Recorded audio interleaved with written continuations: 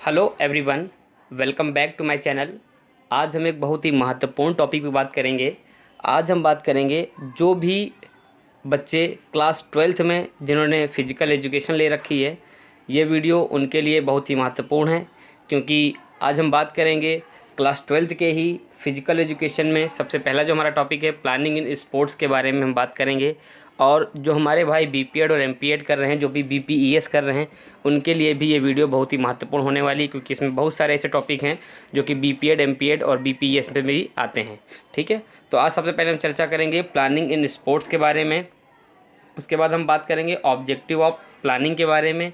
फिर हम बात करेंगे various committee and their responsibilities pre, during and post. मतलब ऐसी कौन कौन सी कमिटीज़ हैं जो मतलब कभी भी कोई भी टूर्नामेंट होता है उससे पहले क्या काम करती हैं, बीच में क्या काम करती हैं और बाद में क्या काम करती हैं। उसके बाद हम बात करेंगे various committees for organization of track and field meet and sports event. कौन कौन सी ऐसी कमेटीज़ बनाई जाती हैं जो किसी स्पोर्ट्स मीट या ट्रैक एंड फील्ड इवेंट को ऑर्गेनाइज़ करती हैं और किस तरह से काम करती हैं। ये वीडियो सभी के लिए बहुत इंपॉर्टेंट है, तो वीडियो को लास्ट तक देखिएगा, तभी आपको चीज़ें समझ में आएंगी और आपका जो कॉन्सेप्ट है वो क्लियर होगा। चलिए, सबसे पहले हम देखते हैं आज प्लानिंग इन स्पोर्ट्स के बारे में। सबसे पहले इसके अंदर पढ़ेंगे तो पहले इंट्रोडक्शन हम देखते हैं।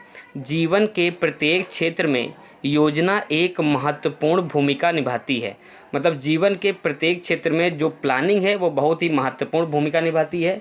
बिना प्लानिंग के हम किसी भी काम को अंजाम नहीं दे सकते हैं। अगर कोई भी हमें मुकाम हासिल करना है, ठीक है, शारीरिक शिक्षा में कोई भी, या खेल के मैदान में अगर कोई भी हमें विजय हासिल करनी है या कोई भी अचीवमेंट हासिल करना है, तो हमारे पास प्लानिंग होनी चाहिए। बिना प्लानिंग के हम किसी भी चीज़ को नहीं अचीव कर सकते। ये चीज़ आपको ध्यान रखनी है। कोई प्लेयर है तो प्लानिंग के हिसाब से ही ट्रेनिंग करता है और फिर बाद में वो मेडल प्राप्त करता है। ठीक, आगे चलते हैं, आगे देखते हैं। जहाँ तक शारीरिक शिक्षा एवं खेलों का संबंध है, यह व्यक्ति के सर्वांगीण विकास में भी महत्वपूर्ण भूमिका अदा करती है। वास्तव में शारीरिक शिक्षा एवं खेलों के उचित कार्यक्रमों के बिना व्यक्ति का सर्वांगीण विकास करना एक अत्यंत जटिल कार्य है। लेकिन शारीरिक शिक्षा एवं खेलों के क्षेत्र में इस प्रकार की उपलब्धियों को हासिल करने के लिए उचित एवं प्रभावी योजना की आवश्यकता होती है। आगे चलते हैं, अब हम देखते हैं मीनिंग ऑफ प्लानिंग। योजना का अर्थ। योजना वह प्रक्रिया है जिसके द्वारा ऐच्छिक उद्देश्य को प्राप्ति हेतु आवश्यक क्रियाकलापों या गतिविधियों के बारे में सोचना तथा उनका आयोजन करना होता है। ठीक है, अब प्लानिंग क्या यहाँ पर है? प्लानिंग के माध्यम से ही हम किसी भी प्रकार के अचीवमेंट को यहाँ पर हम प्राप्त करते हैं। उससे पहले हम प्लान बनाते हैं, प्लान के अकॉर्डिंग चलते हैं और जो भी हमारा गोल है उसको हम यहाँ पर अचीव करते हैं। आगे चलते हैं। योजना में लक्ष्य निर्धारण, युक्तियों को निर्धारित करना तथा कार्य की रूपरेखा बनाना और लक्ष्य को पाने के लिए कार्यक्रम बनाने जैसी क्रियाएं शामिल हैं, जैसा कि मैंने पहले आपको बताया था। साधारण शब्दों में पहले ही यह निर्धारित कर लेना कि कब, कहाँ, कैसे और किसके द्वारा क्या किया जाना है। ठीक है, यही योजना है। प्लानिंग क्या है? यहाँ पे साफ साफ लिखा है कि अगर किसी प्रकार का आप टूर्नामेंट करवाते हैं, मान के चलिए आप कबड्डी का टूर्नामेंट करवाते हैं, तो आपको पहले पता होना चाहिए प्लानिंग के माध्यम से कि वो कब करवाना है, किस तारीख में करवाना है, किस समय करवाना है, कहाँ करवाना है, कौन सी जगह करवाना है। हमें स्टेडियम लेना है, हमें किसी गांव के मैदान में करवाना है, हमें किसी स्कूल में करवाना है। ठीक है, किस लेवल का टूर्नामेंट होगा, ठीक है, कहाँ के बच्चे आएंगे, कितने बच्चे आएंगे, कौन चीफ गेस्ट रहेगा, ठीक है, समापन समारोह में कौन आएगा। ये सब चीज़ें आपको पूरा प्लानिंग के माध्यम से बनानी पड़ेंगी, तभी जा कर के आपका जो इवेंट है वो सक्सेस हो सकता है। ठीक है, आगे चलते हैं, देखते हैं। योजना वह प्रक्रिया है जो हमें दक्षतापूर्वक तथा आसानी से हमारे लक्ष्य तक पहुंचने में सहायता करती है। ठीक है, यह भी कहा जा सकता है कि योजना एक पूर्व निर्धारित क्रियाविधि है जो किसी विशिष्ट लक्ष्य को प्राप्त करने के लिए अपनाई जाती है। चलिए आगे देखते हैं। अब हम यहाँ पे देखेंगे थोड़ी सी और मीनिंग उसको देखते हैं। योजना सोचने की एक बौद्धिक प्रक्रिया है जो लक्ष्य को दक्षतापूर्वक प्राप्त करने हेतु आवश्यक क्रियाकलापों जैसे लक्ष्य निर्धारण तथा युक्तियों को विकसित करने आदि कार्यों को पहले ही निर्धारित कर लेती है। शारीरिक शिक्षा तथा खेलों के क्षेत्र में योजना विभिन्न प्रकार की होती है। यहाँ योजना का संबंध विभिन्न प्रकार की खेल प्रतियोगिता के आयोजन जैसे नॉकआउट टूर्नामेंट अगर हम कराते हैं तो उसमें भी हमें योजना बनानी पड़ेगी। लीग टूर्नामेंट कराते हैं तब भी हमें योजना बनानी पड़ेगी। कॉम्बिनेशन टूर्नामेंट कराते हैं तब भी हमें उसमें योजना बनानी पड़ेगी। और चैलेंज टूर्नामेंट इत्यादि अगर हम करवाते हैं तो हमें योजना बनानी ही पड़ेगी। ये खेलों के प्रशिक्षण इत्यादि से भी संबंधित होते हैं, जैसे आपातकालीन व दीर्घकालीन प्रशिक्षण योजना। जब हम पीरियोडाइजेशन की बात करते हैं उसमें तरह तरह की हम साइकिल्स बनाते हैं, ठीक है, माइक्रो मीजो और मेसोसाइकिल जब हम बनाते हैं तो उसके अंदर भी हम क्या करते हैं कि ट्रेनिंग प्लान बनाते हैं योजना के माध्यम से, ताकि हमें पता है कि हमारा जो खिलाड़ी है उसका कंपटीशन नेक्स्ट ईयर होने वाला है, तो हमको पूरे साल किस प्रकार की ट्रेनिंग करानी है, क्या क्या ट्रेनिंग के अंदर रहेगा, वो सब प्लान के अंतर्गत निर्धारित होता है। ये चीज़ आपको ध्यान रखनी है। आगे चलते हैं। खेल प्रशिक्षण से संबंधित योजना के अंतर्गत प्रशिक्षण कार्यक्रम को मैक्रो चक्र, जो कि मैंने पहले आपको बताया, मेसो चक्र व माइक्रो चक्र, ठीक है, माइक्रो चक्र में बांटा जाता है। इन 3 चक्रों में बांटा जाता है ताकि खिलाड़ी की जो परफॉर्मेंस है वो उच्च स्तर तक पहुंच सके और खिलाड़ी जो गोल अचीव करना चाहता है वो उसको अचीव कर सके प्लानिंग के माध्यम से। किसी एथलेटिक मीट के आयोजन हेतु भी योजना आवश्यक है। मतलब कोई भी एथलेटिक मीट हो, किसी भी प्रकार का स्पोर्ट्स इवेंट हो, तो उसके लिए भी प्लानिंग बनाना ज़रूरी है। आगे चलते हैं, ये थी हमारी मीनिंग। आगे चलते हैं, अब देखते हैं योजना की परिभाषा, डेफिनेशन ऑफ प्लानिंग, उसको देखते हैं। सबसे है मिशेल के अनुसार योजना को प्रायः ऐसी प्रक्रिया के रूप में वर्णित किया जाता है जो किसी वांछित उद्देश्य को प्राप्त करने हेतु युक्ति निर्धारण, किसी समस्या को सुलझाने तथा कार्य को सुगम बनाने में सहायता करे। आगे चलते हैं, दूसरी परिभाषा देखते हैं हैरे के अनुसार। यहाँ पर देखते हैं योजना व्यक्तित्व तथा खेल प्रदर्शन के निरंतर विकास को सुनिश्चित करने तथा उच्च प्रदर्शन के युग में सर्वोत्तम प्रदर्शन प्राप्त करने में खिलाड़ी को योग्य बनाने की एक महत्वपूर्ण विधि है। आगे चलते हैं, अब हम देखते हैं यहाँ पर योजना के उद्देश्य, ऑब्जेक्टिव ऑफ प्लानिंग के बारे में हम बात करते हैं। सबसे पहला जो हमारा ऑब्जेक्टिव है, to reduce unnecessary pressure of immediacy, ठीक है, तत्कालिकता के अनावश्यक दबाव को कम करना। ये ज़्यादातर देखा जाता है टूर्नामेंट के दौरान। अब इसको पढ़ते हैं, बहुत ही आसान भाषा में मैंने लिखा है ताकि आपको एक बारी में समझ में आए और आपका जो कॉन्सेप्ट है वो क्लियर हो। मेरा सभी वीडियो में एम रहता है कि जो आपका कॉन्सेप्ट है वो क्लियर होना चाहिए। देखिए, कॉन्सेप्ट अगर आपका क्लियर नहीं होगा तो हमेशा आपको डाउट रहेगा। कॉन्सेप्ट आपका क्लियर रहेगा तो चीज़ें आपको समझ में आएंगी। आगे चलते हैं और सबसे पहला हम देखते हैं ऑब्जेक्टिव ऑफ प्लानिंग के बारे में देखते हैं। जब टूर्नामेंट अथवा मुकाबले बिना किसी योजना के आयोजित किए जाते हैं तो तत्कालिक रूप से विशिष्ट परिणाम पाने के लिए दबाव बना रहेगा। मतलब किसी भी बिना प्लानिंग के आप कोई भी टूर्नामेंट कराएंगे तो आप एक मानसिक रूप से दबाव में रहेंगे। अरे कभी भी कुछ भी हो सकता है, लड़ाई झगड़ा हो सकता है, ठीक है, किसी प्रकार की समस्या उत्पन्न हो सकती है, किसी को चोट लग सकती है, ठीक है, कुछ भी हो सकता है बिना प्लानिंग के अगर आप किसी भी टूर्नामेंट को ऑर्गेनाइज कराते हैं। आगे देखते हैं कि आगे टूर्नामेंट में क्या होगा। इस प्रकार की जल्दी अथवा तत्कालिकता के कारण कार्य आसानी से नहीं निपटाए जा सकते, ठीक है, अतः तत्कालिकता के अनावश्यक दबाव को कम करना योजना बनाने का प्रमुख उद्देश्य है। यदि आयोजक पहले ही अच्छी योजना बना ले तो कोई अनावश्यक दबाव नहीं रहेगा और किसी भी टूर्नामेंट को अच्छे से आयोजित किया जा सकता है। मान के चलिए विदाउट प्लानिंग आप टूर्नामेंट रखते हैं 2 दिन का, तो जब आपके पास कोई प्लान ही नहीं है, आपने योजना बनाई ही नहीं है, तो वो पता चला वो तीसरे दिन भी आपको कराना पड़ रहा है।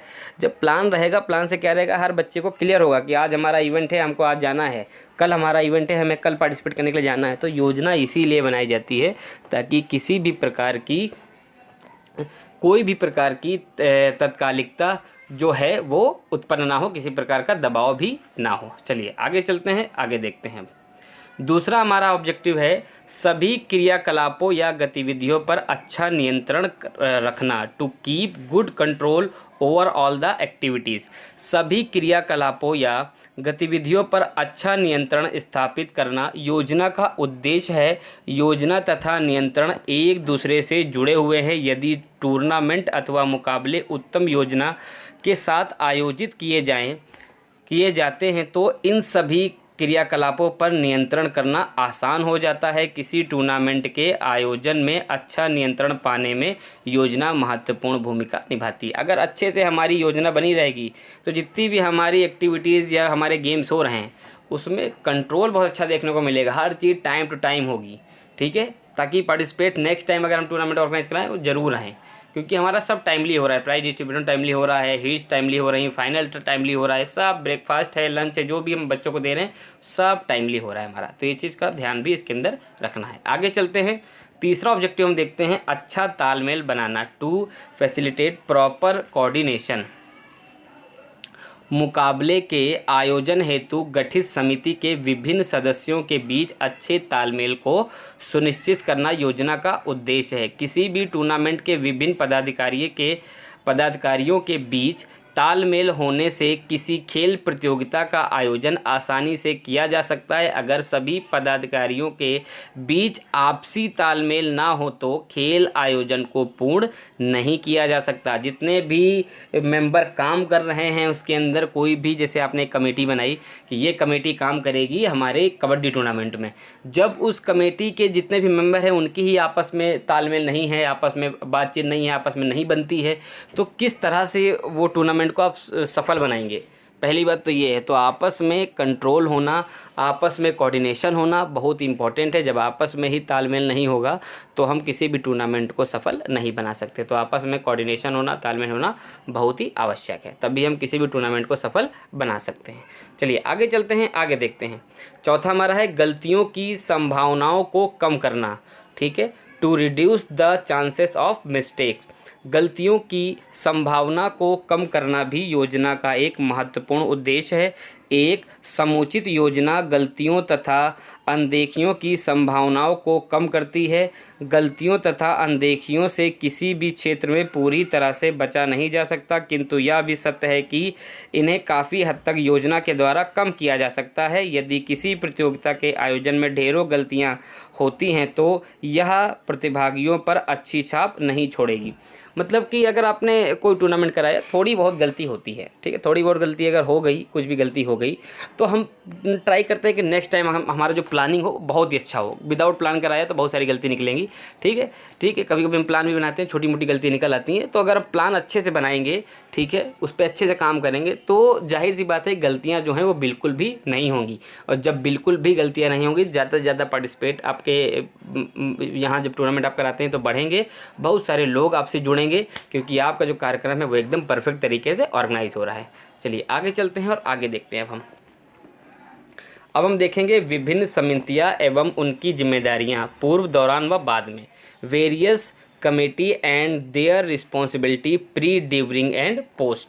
इसको देखते हैं। स्पोर्ट्स इवेंट को आयोजित करने के लिए विभिन्न समितियों, मतलब कई प्रकार की कमेटी का गठन किया जाता है ताकि प्रतियोगिता टूर्नामेंट का कार्य संचालन सुव्यवस्थित तथा सरल रूप से किया जा सके, ठीक है। मतलब अगर हमें कोई भी टूर्नामेंट कराना है तो उसके लिए कमेटी बनाना ही इम्पोर्टेंट है, ताकि बिना कमेटी के कोई भी टूर्नामेंट को अच्छे से ऑर्गेनाइज किया नहीं जा सकता है। वास्तव में स्पोर्ट्स इवेंट के आयोजन तथा कार्य संचालन के लिए अच्छे नियोजन, ठीक है, तथा तैयारी की आवश्यकता होती है। सामान्यतः इसके लिए एक प्रबंध समिति, मैनेजमेंट कमेटी जिसको हम बोलते हैं, होती है। इसमें प्रायः प्रत्येक संबंधित विद्यालय शिक्षण संस्थान से एक प्रतिनिधि शामिल होता है, ठीक है। चलिए आगे चलते हैं और आगे इसको समझते हैं।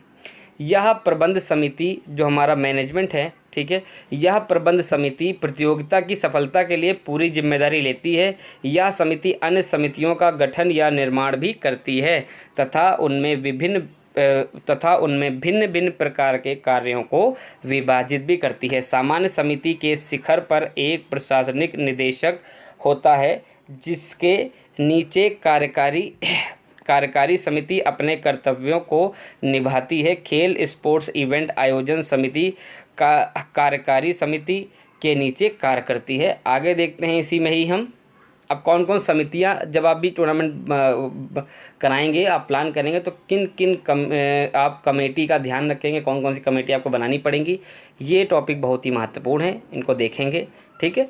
कौन कौन सी कमेटी बनाएंगे? सबसे पहले आप जो कमेटी बनाएंगे वो बनाएंगे प्रशासनिक निदेशक, दूसरी आप बनाएंगे कार्यकारी समिति, तीसरी बनाएंगे आप आयोजन समिति, एक एक करके इनके बारे में पढ़ेंगे। चौथी में बनाएंगे प्रचार समिति, पांचवा बनाएंगे आवास तथा खान पान समिति, ठीक है। छठे नंबर पे बनाएंगे स्वागत समिति, सातवें नंबर पे बनाएंगे सजावट व समारोह समिति, ठीक है। फिर हम नेक्स्ट बनाएंगे उसमें यातायात समिति, फिर और नेक्स्ट बनाएंगे खेल मैदान व उपकरण समिति, ठीक है।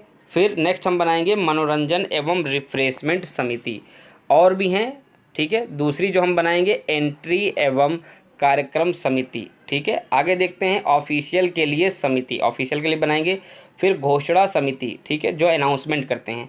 फिर प्राथमिक चिकित्सा समिति, फिर उसके बाद वित्त समिति। इतनी समितियां हमको बनानी, आप इनको देख सकते हैं, स्क्रीनशॉट ले सकते हैं, ताकि इसको आप अच्छे से समझ सकें। कोई भी टूर्नामेंट हम कराएंगे तो इतनी ही कमेटी पे हमको काम करना है। आपको ध्यान रखना, इतनी कमेटी आपको बनानी है और उन पे ही आपको काम करना, इतनी कमेटी बना के, ठीक है। अब एक एक करके हम पढ़ेंगे कि एक एक कमेटी का क्या क्या काम रहेगा, उसको देखते हैं हम।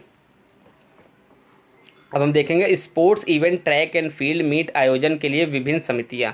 मतलब जो अभी हमने पढ़ी हैं, ये कमेटी पढ़ी है, अगर हम कोई भी स्पोर्ट्स का इवेंट कराते हैं या कोई भी ट्रैक एंड फील्ड इवेंट कराते हैं तो ये जो कमेटी हमने बनाई है कैसे काम करेंगे। Various committees for organization of track and field meet and sports event, ठीक है। अगर कोई भी हम इसमें से कोई भी हम इवेंट कराते हैं तो ये कमेटी कैसे काम करेंगे।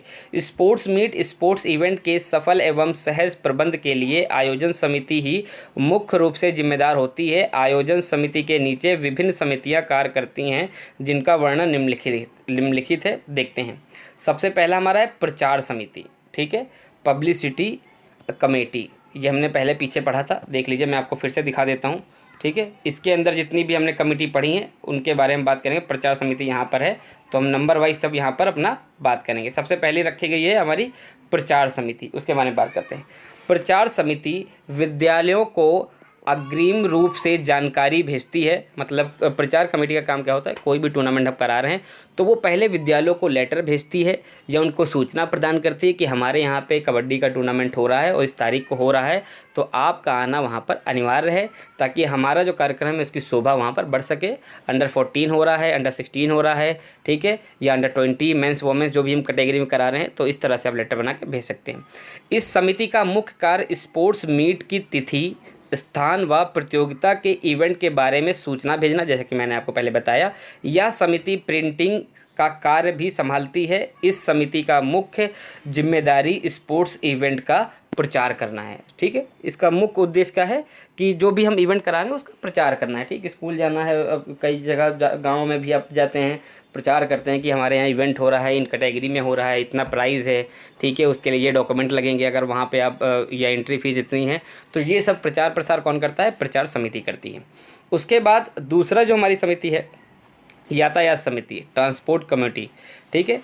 ट्रांसपोर्ट कमेटी में क्या होगा, इस समिति की मुख्य जिम्मेदारी विभिन्न टीमों को स्पोर्ट्स इवेंट के स्थान व आवास के स्थान तक लाने व ले जाने की सुविधाएं प्रदान करना है। मतलब कि आपने एक यातायात समिति बनाई जिसका काम इतना है कि जैसे कोई भी बाहर से खिलाड़ी आता है, आपने ट्रांसपोर्टेशन सुविधा दे रखी है कि कोई भी खिलाड़ी बाहर से आता है तो उसको बस स्टैंड के पास से मान के चलिए ट्रांसपोर्ट मिलेगा, और जहाँ पे बच्चे सारे रुक रहे हैं वहाँ पर वो जाके उन बच्चों को वहाँ छोड़ेगी। उसका यही काम होता है कि जो भी खिलाड़ी आते हैं उनको वो जो स्थान है जहाँ से इवेंट स्टार्ट हुआ है तो वहाँ छोड़ना है, या तो जो आवास है जहाँ बच्चे रुकेंगे, ठीक है, वहाँ छोड़ना। यही हमारा यातायात समिति का कार्य होता है। यह समिति यातायात के लिए आवश्यक प्रबंध करती है, ठीक है। चलिए आगे चलते हैं, देखते हैं आवास तथा खान पान समिति, ठीक है। आवास तथा खान पान समिति खिलाड़ियों व खेल अधिकारियों के ठहरने तथा भोजन का प्रबंध करने के लिए आवश्यक व्यवस्था करती है। अब जो आवास तथा खान पान समिति जो आप बनाएंगे उसमें क्या होगा, उनमें जो आप मेंबर रखेंगे उनका काम होगा कि वो जहाँ पर रुके हैं उनकी देखभाल करना कि किस तरह से उनको अरेंज कराना है, ठीक है, लाइट की सुविधा है कि नहीं, पंखे सुविधा है कि नहीं, ठीक है, और जो भी गद्दे हैं, तकिया है, चादर है, जो भी ऐसी चीज़ें हैं जो कि एक खिलाड़ी के लिए खिलाड़ी को ज़रूरत है उन चीज़ों की रुकने के लिए, उसकी व्यवस्था है कि नहीं है, खान पीन की व्यवस्था, ये सब कौन देखेगा, आवास तथा खान पान समिति देखेगी। चलिए आगे देखते हैं सजावट तथा समारोह समिति। सजावट व समारोह समिति खेल मैदान या स्टेडियम की सजावट के लिए उत्तरदायित्व होती है। पूरा काम डेकोरेशन का उन्हीं का होता है। यह समिति खेलों के उद्घाटन समारोह, पुरस्कार वितरण समारोह व समापन समारोह के लिए आवश्यक प्रबंध करने के लिए भी उत्तरदायित्व होती है। यह समिति ट्रॉफियों, ठीक है, मेडल्स व प्रमाण पत्र आदि का भी प्रबंध करती है। जो सजावट और तथा समारोह समिति होती है वो। चलिए आगे चलते हैं खेल मैदान व उपकरण समिति। यह समिति खेल मैदानों की मार्किंग या ट्रैक एवं फील्ड को तैयार करने के लिए उत्तरदायी होती है। इसका काम क्या होता है, किसी भी प्रकार का हम टूर्नामेंट करा रहे हैं तो उस ग्राउंड का या उस कोर्ट का या तो उस फील्ड का वो मार्क करेगी, उस फील्ड का मार्किंग करेगी, अच्छी से बनाएगी। ठीक है। उसके बाद यह समिति खेल प्रतियोगिता स्पोर्ट्स मीट से संबंधित खेल उपकरणों का आवश्यक प्रबंध भी करती है। जो भी इक्विपमेंट्स लगेंगे उसको यही समिति प्रोवाइड कराएगी। ठीक है। यह समिति विशिष्टताओं के अनुसार खेल उपकरणों को उपलब्ध कराने के लिए जिम्मेदार होती है। ठीक है। एक जगह पे जैसे एक पूरी कमेटी बन गई, एक कमेटी ने जो खेल मैदान व उपकरण समिति है उसको चार्ट दे दिया कि यहाँ पे हर्डल्स रखे हैं, यहाँ पे शॉट पुट रखा है, यहाँ पे हैमर रखा है। ठीक है। तब उनका काम है कि सब अरेंज कराना, कहाँ पे क्या चीज़ें रखी जाएंगी। ठीक है। शॉट पुट का जो अपना है वहाँ पे शॉट पुट को अपना रखेंगे। लॉन्ग जंप का जो पिट है वहाँ पर क्या चीज़ें होनी चाहिए, हाई जंप का जो पिट है, ठीक है, लैंडिंग पिट है, वहाँ पे क्या चीज़ें होनी चाहिए, ये सब चीज़ें अपना वो ध्यान रखेंगी। ठीक है। जैसे हैमर है, हैमर का जो सेक्टर है उस सेक्टर के पास में हैमर होना चाहिए, और जो उससे संबंधित उपकरण है वो ना, शॉट पुट का सेक्टर है उसके पास जो चीज़ें होनी चाहिए, ये सब काम कौन करेगा, खेल मैदान व उपकरण समिति करेगी। आगे चलते हैं, अगला देखते हैं, रिफ्रेशमेंट व मनोरंजन समिति। यह समिति मेहमानों, खेल अधिकारियों व प्रतियोगिताओं आदि को रिफ्रेशमेंट व ड्रिंक्स की आपूर्ति का कार्यभार संभालती है। ड्रिंक्स का मतलब वही है, कोल्ड ड्रिंक वगैरह होता है, ठंडा पानी है, ये सब चीज़ें प्रोवाइड कराती है। रिफ्रेशमेंट में यह समिति स्पोर्ट्स इवेंट के उद्घाटन व समापन समारोह पर मनोरंजक कार्यक्रमों का भी प्रबंध करती है। ठीक है। कई जगह आपने इवेंट देखा होगा कि चीफ गेस्ट आते हैं या तो कई तरह के अधिकारी आते हैं, तो क्या करते हैं, उनके लिए कोल्ड ड्रिंक आ गई, चाय आ गई, पानी आ गया, कई तरह के उनके लिए नमकीन है, बिस्किट्स हैं, आ गए। ठीक है। एक प्रकार का रिफ्रेशमेंट उनका कराना ज़रूरी होता है। और मनोरंजन का भी काम ये इसी कमेटी को ही करा जाता है, क्योंकि इसमें दो कमेटी जुड़ी हैं, एक रिफ्रेशमेंट व मनोरंजन समिति। ठीक है। जब कभी भी उद्घाटन होता है तो सांस्कृतिक कार्यक्रम होते हैं, ठीक है, बहुत सारे ड्रामा होते हैं, उसके अंदर एक्ट होते हैं, वो सब यही कमेटी संभालती है। आगे चलते हैं, आगे देखते हैं। अब 7वां है स्वागत समिति। इस समिति के सदस्य उद्घाटन समारोह व समापन समारोह के अवसर पर आने वाले मुख्य अतिथियों एवं अन्य अतिथियों के स्वागत के लिए उत्तरदायी होती है। ठीक है। अब इसका काम क्या है, जो भी अतिथि आ रहे हैं, ठीक है, तो उनका स्वागत करना है। ठीक है। यह समिति स्पोर्ट्स इवेंट के दौरान आने वाले अन्य अतिथियों व दर्शकों के स्वागत के लिए भी अपना उत्तरदायित्व निभाती है। आगे देखते हैं, एंट्री व कार्यक्रम समिति। यह समिति विभिन्न विद्यालयों को पहले प्रविष्ट के लिए फॉर्म भेजती है, एक फॉर्म भेजा जाएगा, एंट्री का होता है, तथा समय रहते उनको प्राप्त भी करती है। यह समिति एथलेटिक्स मीट की स्थिति में प्रतियोगियों को चेस्ट नंबर भी प्रदान करती है, जो बिब नंबर होता है वही प्रदान करती है। तथा हीट से यहाँ पर हॉट्स लिखा है, तो यहाँ पर आप हीट्स लिख लीजिएगा, ध्यान रखिएगा, जो कि हमारे स्प्रिंट इवेंट में होती है। हीट्स का प्रबंध भी करती है। हीट्स कैसे अलॉट होंगे, तो ये इनके पास पूरा शेड्यूल रहता है। ठीक है। और हीट्स कैसे आप निकालेंगे, देखिए मेन मुद्दा होता है कि हमारे पास जब हम 100 मीटर, 200 मीटर, 400 मीटर, ये चीज़ आप ध्यान से सुनिएगा, 100 मीटर, 200 मीटर, 400 मीटर जब हम इवेंट कराते हैं तो उसमें हीट्स कैसे आपको बनानी है, उस पर हमने विस्तार पूर्वक वीडियो बना रखी है कि किस तरह से आपको हीट्स बनानी है और कैसे बच्चों को लाइन अलॉट करनी है, कि कौन सा बच्चा लाइन नंबर 3 में दौड़ेगा, फाइनल में कौन सा बच्चा लाइन नंबर 4 में दौड़ेगा, 5 में दौड़ेगा, 8 में दौड़ेगा, किस तरह से आप निकालना है। लिंक में उसका मैं डिस्क्रिप्शन में आपको दे दूंगा कि लाइन अलॉट कैसे करते हैं, वहाँ से आप उसको देख सकते हैं। आगे चलते हैं, अन्य खेलों के आयोजन के लिए यह प्रतियोगिता में भाग लेने वाली टीमों के फिक्सचर तैयार करती है, फिक्सचर भी बनाती है, कौन सी टीम किसके साथ खेलेगी, इनके पास उसका शेड्यूल रहता है। यह समिति खेल स्पोर्ट्स इवेंट से संबंधित पूरा कार्यक्रम तैयार करती है, यह इसे प्रकाशित भी करवाती है। मतलब हर जगह आप देखते हैं शेड्यूल लगा होता है कि किस दिन क्या होना है, कौन सा इवेंट कितने बजे होगा। ठीक है। ताकि बच्चे को क्लियर रहे कि हमारा इवेंट कितने टाइम होगा, वैसे वो अपने को प्रिपेयर रखे। वास्तव में यह समिति स्मारिका भी तैयार करती है, जिसमें स्पोर्ट्स इवेंट का पूरा कार्यक्रम छपा रहता है, जो कि जैसा कि मैंने आपको पहले बताया। इसके साथ साथ यह समिति इन्हें मुख्य अतिथि टीमों के प्रबंधकों, टीम मैनेजर जो होते हैं, खिलाड़ियों व खेल अधिकारियों को कार्यक्रम की आवश्यक जानकारी हेतु वितरित करने का उत्तरदायित्व भी निभाती है। आगे चलते हैं और नेक्स्ट देखते हैं हमारी जो कमेटी है वो कौन सी है, ऑफिशियल्स के लिए समिति।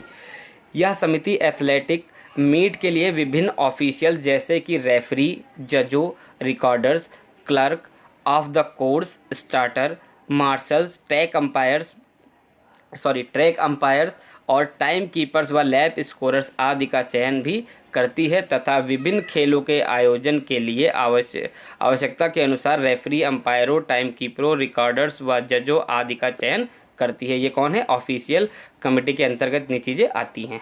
अगला देखते हैं अब हमें उद्घोषक समिति जिसको हम अनाउंसमेंट कमेटी भी के नाम से जानते हैं। यह समिति स्पोर्ट्स मीट या खेलों के दौरान विभिन्न घोषणाओं करने के लिए उत्तरदायित्व होती है। मतलब कोई भी प्रकार का अनाउंसमेंट हो तो यही कमेटी करेगी। यह समिति उद्घाटन तथा समापन समारोह, कौन सा इवेंट कब होना है, खेल अधिकारियों के नामों को जिन्हें संबंधित इवेंट कराना होता है तथा खेल स्पोर्ट्स इवेंट की रनिंग कमेंट्री करने के लिए उत्तरदायित्व होती है। मतलब पूरा काम अनाउंसमेंट नहीं होता है, कौन सा इवेंट कब होगा, कितने बजे होगा, कौन सी कैटेगरी में होगा, कहाँ पर होगा, ठीक है, लॉन्ग जंप होगी तो कहाँ पे होगी, ठीक है, 100 मीटर होगी तो कहाँ से होगी, ठीक है, ये सब चीज़ें पूरा जो पूरी कमेंट्री होती है वो अनाउंसमेंट कमेटी ही करती है।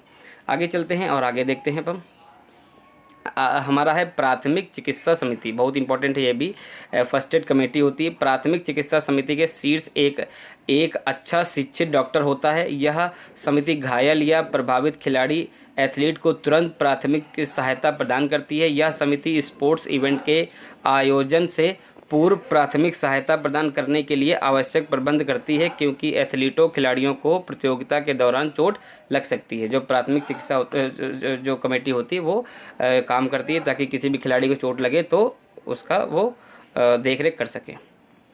अगला हमारी जो है वो है लास्ट हमारी वित्त समिति, फाइनेंस। यह समिति वित्तीय प्रबंध से संबंधित होती है।